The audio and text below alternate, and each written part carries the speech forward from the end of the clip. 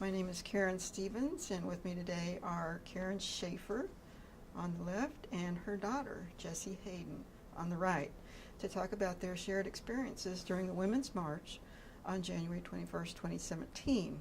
Earlier today, Karen and Jessie were interviewed separately about the march, and now they are together for this oral history. Today's date is Thursday, May 31st, 2018. This interview is for the Women's March Oral History Project in connection with the Georgia State University Library's Special Collections Department and in cooperation with the Atlanta History Center. We're recording this interview at the Atlanta History Center in Atlanta, Georgia. So welcome the two of you again. Thank you for agreeing to do a combined interview as mother-daughter team that marched together during the Women's March. So whose idea was this? I can't remember. Was it your idea or mine? I think I told you Yeah. that I was going, and you said I want to go too. Yeah. I don't know. Yeah, I whether- think that is. That's Yeah. That's what I recall. Yeah. Yeah. Was it by phone or just you were No, together? one probably day? by phone. Probably by we phone. talk on the phone pretty frequently. Yeah, we You do? do. Yeah. And so you just decided, how long after Trump won the nomination did you decide you wanted to march? I think as soon as I heard about the Women's March, I decided I was going to Yeah. march. Yeah. Right. And Yeah. did you know you were going to ask Jessie to go?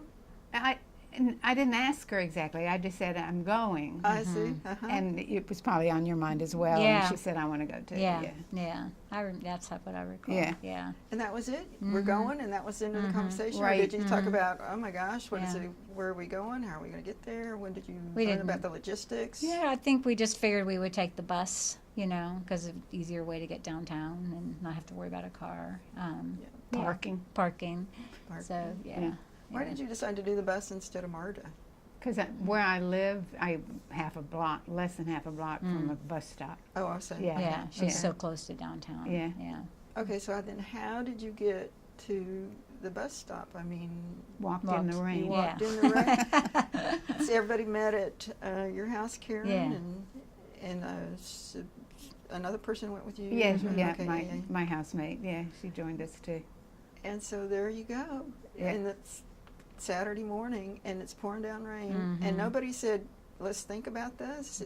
Nobody said, do you No. really want to go? I think we said, are we going even if it rains? And we were like, yeah, we're going. We're So, going. yeah, it was never any question, I think, that we never considered not going. No. Yeah. And I recall, I think this was right, that another couple of stops down the road, two other women got on, didn't they? Yeah, Yeah. yeah, yeah. So on the bus were normal, everyday people going to work, as well as some people where you could tell they were going to the march because Yeah. of signs. Signs Yeah. and T-shirts and hair. Yeah. Did y'all recognize each other, or was it? No, we Not didn't really. know I them. didn't, Not we really. didn't know who they were. Yeah. We just chatted with them. And Mm-hmm. Yeah. yeah, they were going to. We didn't keep track of them during the march. No. Yeah, it was Would- enough. It would have Yeah. been impossible. Yeah. Yeah. So you're on the bus, and you're riding to, and people are getting on, and nobody said anything. Are you doing the march? It was wasn't it a Saturday? It was a Saturday, right? Right. Mhm. Oh, so, So it wasn't work. there Okay. weren't many people. That's I right. think us and those other Yeah. two women might have been the only people on the Is bus. that There's it? probably a couple of people wondering what these crazy people were up to, but yeah. A few Yeah, others few might have gotten others. on, but it wasn't. Yeah. It wasn't. It wasn't full. packed. Mm-mm. Mm-mm. So you get to the march, and you get off, and nobody else is there, or was it? It was packed. It was already pretty packed. Yeah.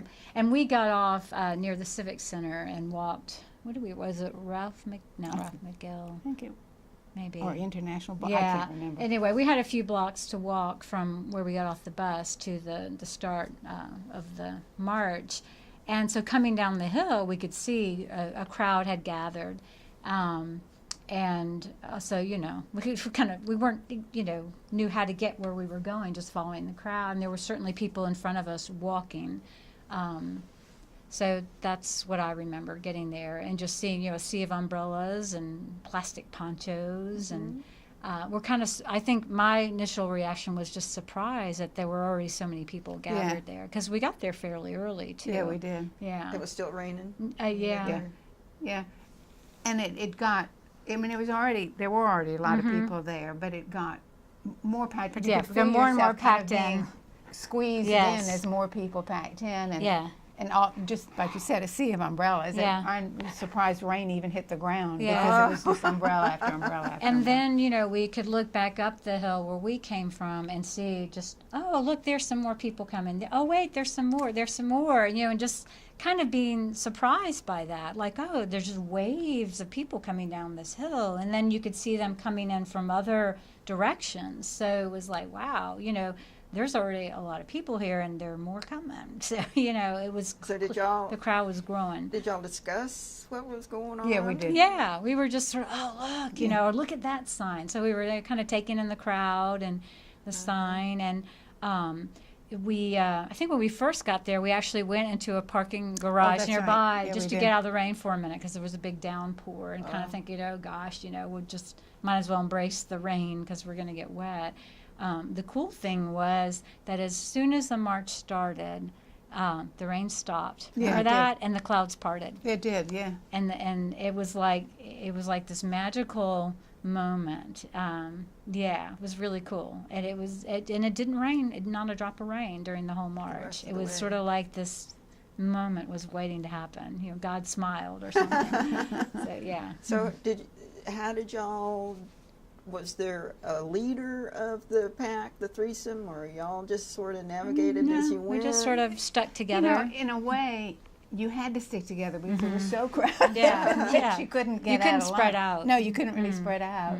So it wasn't like you're going to get separated and split apart. Yeah. Right. You were kind of wedged Yeah. in, You were at definitely least wedged in. for a good ways. Yeah. Eventually, It thins just a little bit, thinned a little. not till about that CNN Center where we went Yeah, over the yeah, bridge. I mean, we were pretty packed in for, I would say, the first. I don't know how far it is. It's only about a mile or so, right? Something like that, a mile and a So half, I yeah. don't know, maybe the first, you know, certainly the first quarter mile. I mean, it was like literally baby steps. It was that packed, and then gradually, you know, people spilled over some onto the sidewalk, and it just the backlog of marchers kind of, you know, once the momentum got moving Right. forward, things thinned out a bit.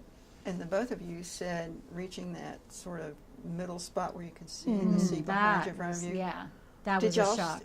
did Yeah. y'all look at each other? Oh, and yeah. Go, oh my Yes, God. yeah. What was that like? It Yeah. was cool. Yeah. Look behind. I think Yeah. somebody said, look behind you. Yeah, Because yeah. somebody was looking in front. You Yeah. would see this crowd in front. Someone said, well, look behind. Yeah. Yeah. Somehow you think you're the last person, you know, in the crowd. You're the uh-huh. last, and it was like, wow. Yeah. No, just waves and waves of people. Just unbelievable. Man, I don't think I've ever been in that big a crowd before. Wow. Yeah. What a moment. In to such a share. tight, you know, a Yeah. small space. Yeah. It was great to share. I mean, the Yeah. whole experience was, Mhm. like Jessie said, to share it with somebody makes it even more powerful. It does. Yeah. Yeah. Yeah. So you're marching along, and so you can't really hear too many of the speakers. Did you just who said or was it the crowd said we're not stopping here, or did y'all say? Did somebody say we're moving on since we can't hear? Like, you mean when it started? Yeah. Well, It just officially started. It started, you know, the last speaker spoke. I think there Okay. was a chant, and then the Right. march commenced. Oh, okay. But then, you know, for unless you were at the starting line of the march, it probably was a good, I want to say 20, 30 minutes I before think at we even least. got to, I mean, just out of that mall area where Right. the museum Oh. is to really where we were even on the street Right. marching. That's when I think we really started getting a sense, oh my gosh, because we could only see this, what was in this tight area. We didn't see all these people on the other side of the museum, people coming from the opposite direction, all feeding into the kind of funneling into the start of the march. So it was, I think we were amazed that it took so long to actually start marching. I couldn't figure out what was going on. Yeah, Are they we're going like to it's march? yeah, what's happening? They did the speeches first Okay. at the The Civil Freedom Rights Museum. yeah. Yeah. So there were speakers, and we were standing there not really able to hear. So we'd been standing a long time, Yeah. and then apparently they started marching. We were not really aware of it. We were just still standing, but there were no more speeches. And it was, Oh, okay. I realized later, people had started to march, but because of the crowd, we didn't Yeah. get moving for a while. It just, Yeah. we're just so jammed How did in. you occupy your time when it's not moving? Oh, Chatting? there was plenty to Yeah, occupy yeah, the time. looking at the signs. sites, yeah, and just the crowd. The crowd Chatting. I scene remember there was awesome. a woman Yeah. in front of us and Mhm. beside us we chatted with, and just shared Oh, yeah. stories Yeah. and why are you here, and Yeah, cool. where'd you Yeah. come from? Yeah. Oh, Yeah, cool. Yeah. yeah. And everyone had the same story, They were there because they felt they needed to be there. Oh, And all the, just the different ages, I Yeah, thought was really yeah, cool. yeah. Little bitty kids to elderly women. Yeah. Yeah, and everything in between. And men. uh-huh. And men of Yeah. all ages. Yeah. Yeah. Yeah, which was nice. So you're getting towards the end of the march. How long did it take you actually to get to the end, start to finish? Maybe an hour and a half. probably, I don't yeah, know, I something like didn't that. time Yeah, it. yeah. Yeah. Yeah. And then they had more speeches Mm-hmm. at the end of Oh. March Mhm. near the Capitol, Mm-hmm. Yeah. but we didn't really Mm-mm. stay for those. We Mm-mm. couldn't No. hear them. Yeah. Yeah, yeah. Yeah. Did y'all? Was there one issue that both of y'all agreed was a pretty big issue? I think- your issue that you were most involved with was immigration Yeah. rights and I think women's and Planned I think Parenthood. probably just for both of us, the primary thing was just the election itself. Yeah. The Right. just the kind of just making a statement against, how could this happen? Yeah. Yeah, those- And what Yeah. do we do now? This Yeah. is an atrocity. yeah. I still feel that Yeah, the way. lack of civility Oh and my just God. the ugliness. The And- ugliness. Yeah. Oh God, the Right. vitriol. Yeah. And which is still there. Right. Yeah, I mean the lack of respect for not everybody. just women, veterans, Immigrants. I mean, anybody. Even that- fellow legislators. Yeah. I mean the things. Anyone that doesn't agree with, Yeah. with him. Yeah. or, Yeah. Yeah. Yeah. Just, Yeah. yeah, Ooh. exactly. Shiver. Yeah. How did y'all actually plan for the march? Like it's going to rain, so we'll take did you sit down and have a No. planning No. committee? No. We're pretty rugged, and she, my mom in particular, is pretty intrepid. This is, a woman who's lived in third world countries and all over the world. It's just sort of like, pack lightly and, just Cope. yeah. So there wasn't a lot of, discussion about that. Just tried to be practical and bring something lightweight that I thought I wouldn't get cold in. Well, Yeah. And it wasn't really cold. It wasn't Despite really the fact that it was cold. January and it Yeah. rainy, it wasn't a cold rain. Yeah. So Yeah. So it's sort of like no matter what happens, we'll figure it out. Yeah. Yeah. Oh, Yeah. Yeah. nice, We just, nice. we're pretty rugged. Yeah, I've done a lot of backpacking, so Okay. it's like not Yeah, that big of a deal. okay. Yeah, is- we weren't thinking about our mascara running or anything like that. Yeah, for sure. So what was the feeling like? I mean, when you were through with the march, was it like looking back? Did you look back on it, or like Oh, we're yeah. here, or Yeah, was yeah. like where do we Looking go back on from it. here, or what? We were just texting each other. I think the rest of the day. Did you see how many Yeah. people were? Wow, I didn't know they were going to march. In Madrid or all Yeah. these different Yeah. places. So, yeah, that was cool. yeah, Yeah. well, actually, after we planned this interview, I started looking back on it, just thinking about it, Mhm. and I'm still Yeah. I'm still thrilled Yeah. with the whole thing and my part in it, and it, just the way the crowd was, and the fact, as Jessie mentioned, that it was so cheerful, it was so joyous, despite it wasn't a happy thing. I mean, we didn't go there because we weren't celebrating, No, Right. no. but it was not Not interesting. yeah, no, I it's almost not what you'd Yeah. expect, but Yeah. And I think, I'm hopeful that there's going to be this tidal shift, right, to a more,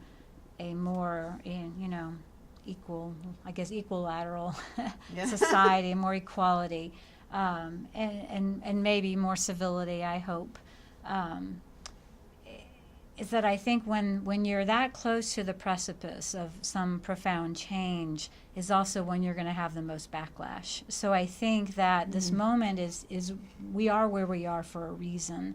If we weren't so close to achieving what I think a true democracy is, I don't think we would be experiencing what we're experiencing now. It's kind of like that last gasp or that last dying breath is, you're fighting with all your might, because I mean would be a monumental change, right? To have more women in power, to have women have an equal shot at the presidency. That that it's open season, regardless of race, regardless of religion, ethnicity. That's a big change, and there are people who are fearful. When you hear the whole even "Make America Great Again," what does that really mean? What's behind that? It's like keep things the way they were. Yeah. I don't think we can go backwards. I mean, I'm fearful that there's going to be so much damage done with this that it's going to impede progress forward. But I don't think you can stop this train. And I think that was one of the things that, to me, came out of the march, was realizing that it wasn't just a rallying cry here, or even just in major cities in the U.S., but like I said in my interview, even rural towns across the country. But when you consider that women across the globe got involved, that, to me, speaks... That's a pretty loud rallying cry right there. and in a way, it may be, I mean, we'll see, that having this backlash will promote a counter backlash, Right. and maybe it'll help us move forward. Right. Right. As more and more people say, well, whoa, wait a minute. Right. Right. So Yeah. maybe it'll do us a favor in the long run. Yeah. that is. Yeah, I've often thought about that Yeah. too. Yeah. Time will tell. But I think we think progress is always linear, and it's always, this, even uphill climb, and it's not. I think even progress made, say, in the last 50 years in terms of civil rights, it got to a certain point, right? And elected an first African American president. But then look at the backlash from that, because there's always, the culture wars are always there. We see it now with the LBGTQ. Another letter in there. Probably. Backlash against that, even as incredible strides in terms of gay marriage and things like that. So there's always the group that's just and I understand that we're not all on the same page, and we don't have to be. But I think in terms of fundamental rights, it's really, to me, is how do you perceive the rights of humanity? Yeah. That's the question we should be asking, not are you conservative? Are you liberal? I think if we could focus more on human rights and equality, and take some of the vitriol out of the discussion, could we have more productive discussions? And could we, politicians don't like that, because it's much easier to build a support base if you take an extreme position. And you pander to one group or another, because then you're more definable. If you try to take issues on in their complexity, well, people quit listening, because that's harder to get your head around. It's not simple. But I do think progress has been made, and I think will continue to be made. I think we've hit a serious roadblock that we need to do something about. But again, the answer to that is to raise your voice and make an effort to be heard. That's the only way around it. Yeah. Well, yeah, I agree. And I also think that being an informed voter, Yeah. which isn't always easy, Yeah. because, I mean, there are places you can read what the statements that people, like in this recent primary election we had. I mean, you can go on the web, you can go on different sites and see what people have said. But whether or not that's what they'll actually do when they Right. get in office is another story Right. altogether. So Right. it's hard. But at least go in to the election booth with some kind of knowledge about where these people stand, so that you can at least call them out and say, look, this isn't what you said. But I personally know a lot of people who go, oh, well, I went and voted, but I had no idea. I just feel, well, I mean, that's not democracy. What's the point of Right. that? Yeah. You might, it's a crapshoot thing. Right. Yeah. Or voting on one issue, I think, is another Well, yeah. problem Yeah. there too. I mean, because a lot of people acknowledge that, even who voted, say, for Trump, that he, I didn't like what he said about women. I didn't like this, but he's going to lower my taxes. Well, Right. you don't just get that when you vote somebody in. You don't just get that one issue. You get the whole buffet. And if there are things that alarm you, pay attention to that, because those things could, come back to bite all of us. Right. And our own Atlanta AJC constitutional paper, days before any election, lists the people, some key highlights, and so at least you know where to go get some more objective information. And they'll tell you where to go on the web to find out more stuff. Yeah. And it seems to be also this, whole thing, this kind of voting for the anti-politician. Well, I don't know where that's going to go, but I think part of this is the super PACs have really changed how elections are won, because now it's really who can raise the most money, which I think has fed into what happened in the last election for sure. Exactly. I wish we had limits on how much money you can raise to run elections, so it isn't just a rich person's game. But it becomes no longer a democracy; it becomes an oligarchy. Yes. Yeah. Right. Yeah. So I mean, there's so many things that kind of created the perfect storm for where we are now, and those I think need to be righted as well, not just the social issues and the policy issues, but also The structure of it. Yeah. I mean, we've created these things that have allowed these things to happen. I don't think we should have people in office who have no experience in government. I couldn't get a job that I was not qualified for. Well, that's the thing that struck me is, if you want to be a lawyer, you want to be a doctor, you want to be a nurse, you want to be a teacher, you want to be an accountant, you want to be an electrician, a auto mechanic, a plumber. Right. You've got to pass a test and show that you're qualified, that you have some knowledge. At least know the Constitution. But you can run for president and not know a damn thing. Yeah, or anything, or any office, any political office. I mean, it makes no sense. Yeah, exactly. It makes no sense. Yeah. So I want to know how the two of y'all, how did y'all get to become so articulate, well-informed, engaging, participatory? What was it in your background, the way you were raised, how you grew up? Thank you for the compliment. How did y'all get to this place in time? Well, I come from a family of academics. My father was a college professor, and our dinner table discussions centered around his whatever it was he was working on. He was writing. He wrote a number of textbooks and did a lot of research, and so that was dinner talk in our house. So I, grew up in an environment where thoughtfulness and intellect was valued and stressed, and reading. My father refused to have a television in our house. We had to read books. How about that? Yeah. So. Yeah, I came by it from.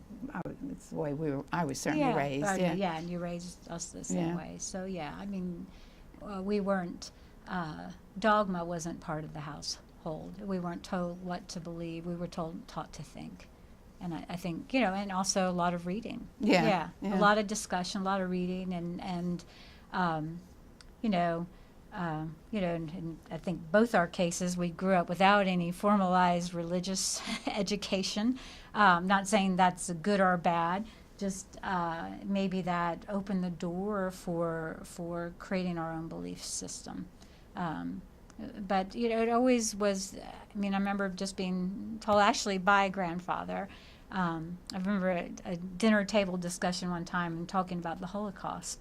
This is before I knew really understood I had a Jewish grandmother and what that meant.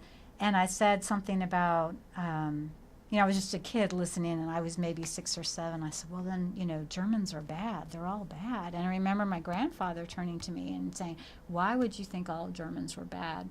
Because of the actions of, some people. Basically, don't lump people all in, the same. Don't label people because of the, actions of, might not be a few in this case in terms of the Holocaust, but his point was, think about what you're saying, and don't prejudice yourself against groups of people. Don't stereotype, and that's something I've never forgotten. So it must have you never told me that. Profoundly impacted me. about how to think about Yeah. the world. And I should say I'm married to a Republican. Are So you serious? yes, he's not socially conservative. He's fiscally conservative. But I've been married for 28 years with someone whose political beliefs are different from mine, and we vote differently. And I think again that I attribute that to my upbringing. That I'm okay with that, and I think he's okay with. He sometimes shakes his head at the way I vote. I shake my head at the way he votes. But, the fact is it's not a divisive issue between us. So I think that's the way the world can be. Oh. Yeah. Okay. all for Clem. The trip home on the bus, was the bus just the two of y'all again, or was No, it packed There's a with few people on people it, on it. yeah. A few. I don't Yeah. recall there being Mhm. other marchers on it. Maybe there were. I don't recall other Yeah. marches. I remember a few other people. I do remember you helping the bus driver get back on her route, since was she was funny. kind of like, She was yeah, a she's little like, flustered. how long are these streets going to be blocked? Because again, they think they weren't anticipating the crowd, Right. so even the streets that were officially blocked had expanded to the ones now unofficially Well, blocked because the crowd she had spread called over. her supervisor. She had a phone. She called her supervisor, and she told me that her supervisor said, "You'll just have to figure It out. out." Yeah, just left her hanging completely. So that was kind of fun. So what was the feeling on the bus home? Was it Yeah. Oh, yeah. It It's is just it was sort of Definitely related, that kind of extension of that camaraderie and people there supporting one another. I There you kind of were. didn't want it to end. Yeah, I didn't Oh. either. Yeah. It was a good Yeah. feeling. Yeah. Yeah. And again, what really truly the first feeling of hope I'd had since the election, because right? and I didn't talk about in our one-on-one interview, the day after the election, I had to go into my classroom, which was a Oh, right. ESL Yeah. class of some 15 or so different nationalities, the majority of whom were Muslim. ESO again is English as a second language. okay. And I had to face my students, and I was just dreading it. And I came in, and I get choked up talking about it. And they said, why does everyone hate us? And that was their take on the election, that this man could be voting, because they knew what it meant for them.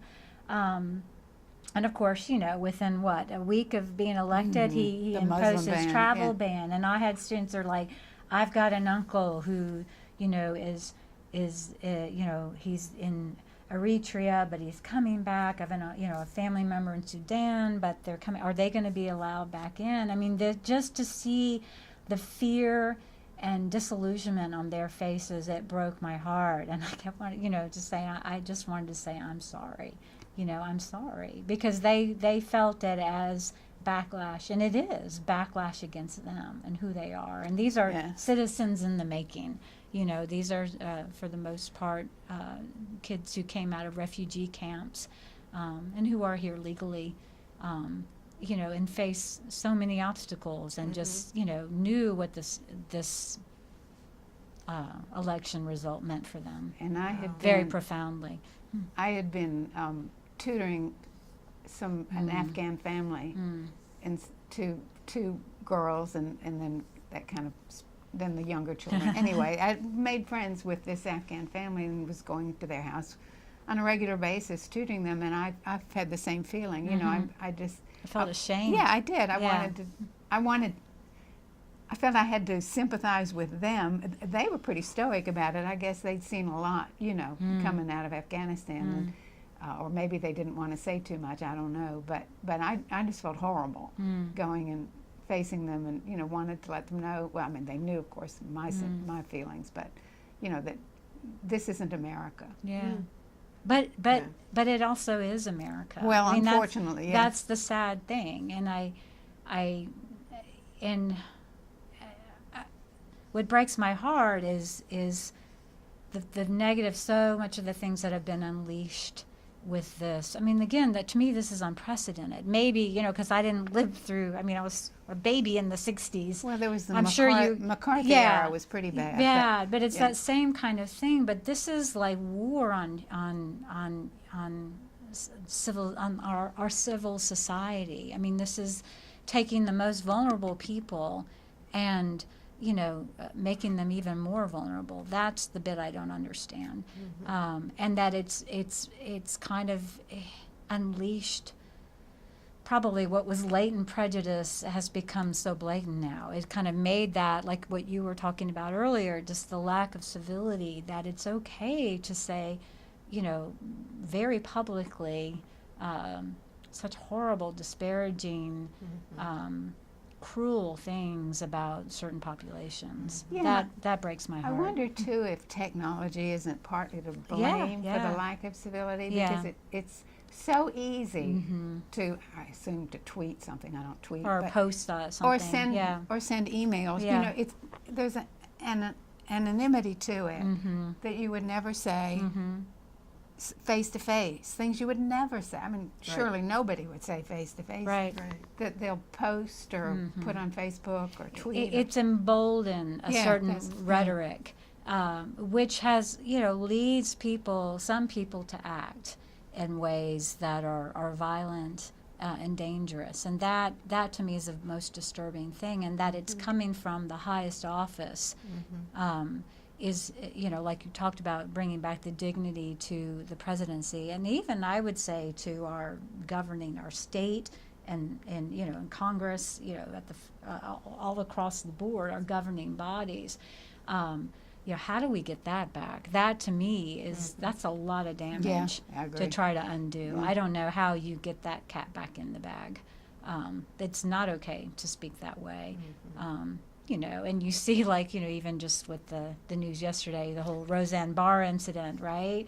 And I'm thinking, well, yet we elected someone who spoke very graphically and very crudely about women's anatomy and groping women, and has said horrible things about Muslims and horrible things about undocumented immigrants, and horrible things about anyone who disagrees with him, and has had no censure, and has a whole trove of people protecting him from censure. That is very disturbing. Yeah. Wow. As we start to wrap up, what have your discussions been like, mother-daughter, over the last year and a half, about, just specifically about the administration and the momentum of the march, and, are the two... Well, we did go together to the March for Our Lives, so we in that... But we'll text you, don't forget to call your congressman. Yes, that's true. So Yeah, a lot of that, yeah. Or I just wrote, my senator, here's what I wrote, and so kind of, not just with just the two of us, but also with I have two sisters. So, we kind of keep each other, and then he'll be like, I sent my letter, I made that call. So we kind of keep each other engaged, and spur each other on that way. Yeah. That's the least we can do. Yeah. I know, because it's like every day. It's like every it's other something day, else. Yeah. Yeah. Or some days it's like, okay, I got to take a news break. Right. Yeah. Right. Someone, I was at a conference recently, and someone made a really good point. Said, stop watching, CNN or Fox or whatever you watch, and start watching the BBC NewsHour, because it's much more global perspective. And our news media tends to be so myopic and only focus on what's happening here in the United States. So you kind of, not that isn't worthy of attention, but sometimes you need to just step back and say, the interesting thing, and maybe a good thing that's come out of this, is that now other parts of the globe, other countries are stepping in to do the right thing, because the U.S. is no longer this moral barometer. India is doing more for environmental, working on the environmental causes there, or even, women's rights issue, the vote, just in Ireland, the ban on the abortion, repealing the abortion ban. I think in a way it's made other governments, other countries, other citizens around the world realize, okay, we can't rely on the U.S. anymore. If we're gonna keep the ship afloat, we're gonna have to take the lead, which is bad for us, but it's good for the planet and good for people in society. So that's been a kind of an interesting byproduct of this outcome. Thank you, Jessie. This is about the third time you've taken like a horrible situation and said, well, if you just look on it a little bit, this is just the impetus we needed to. Yeah. So, yeah, thank you for that. One last question. Have you seen any, other than the one you just mentioned, positive effects, like on the ground level, positive effects of the Women's March in general? Its impact on people. Did it influence, this system or that system? Or do you see youngsters with a little more courage? Or Well, I have to. Your question makes me think of Emma Gonzalez, the young woman who was so outspoken Right. after the Parkland shooting. Right. And if she's any indication of what's coming up, look out, world. She is Yeah. amazing, and I'm hopeful that she and others like her Yeah. will be the voices of the future, and not certainly she's not timid. No. Powerful voices. So maybe it's all going to come together. I hope so. Yeah. Well, yeah. I think to the extent that anything ever comes together. Yeah. Yeah, I agree. Do you ever think that your decision that I just had to march contributed in a small way of helping the media give Gonzalez the microphone? Oh, what a lovely thought. I Yeah, hope so. yeah. That would make me feel wonderful. I hope you're right. Well, I think, again, because we went to the March for Our Lives, I do think that if you look, I think change often always comes from the youth movements. The civil rights movement was a youth movement. The Vietnam War protests were a youth movement.